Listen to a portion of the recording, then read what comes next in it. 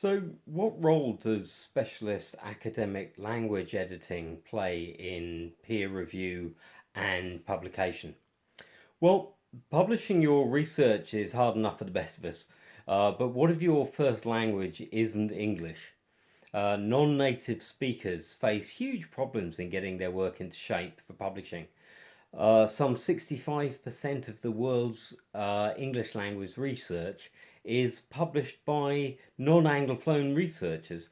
So while we see differences in language structure and expression as an entirely natural and acceptable thing in face-to-face encounters, as soon as it goes down in print, then these differences are often seen as errors. The days of the polyglot academic are long gone, I think. So, whilst English has become perhaps more of a tool as opposed to a language in the context of international publishing, many researchers find it hard to get that final polish that puts their work in its best light. As a specialist academic language editor here in Finland, my job is to take people's manuscripts and try and create this level playing field where the author's work can be seen in its best light without any of the adverse influences of language issues. On a basic level, this is simply proofreading and correcting spelling and grammar and that sort of thing. However, in academic work, the constructions and meanings of ideas are key, I think, to conveying our understanding to the reviewers.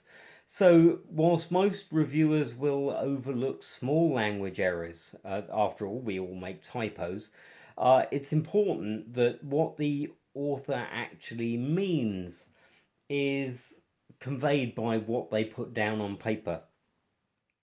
When a submitted manuscript has multiple language errors and its meaning is difficult to understand, then reviewers will either take vast amounts of time to address issues on a point by point basis, or they'll simply reject it with a general observation.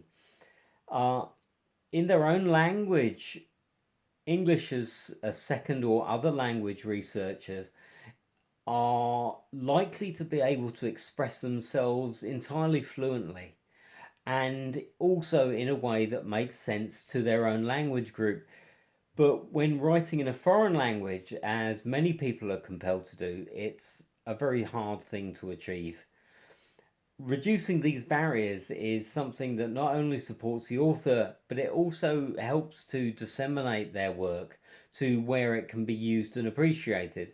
So reducing this issue that is not about the author's, research, it's about their language skills, is a very important thing.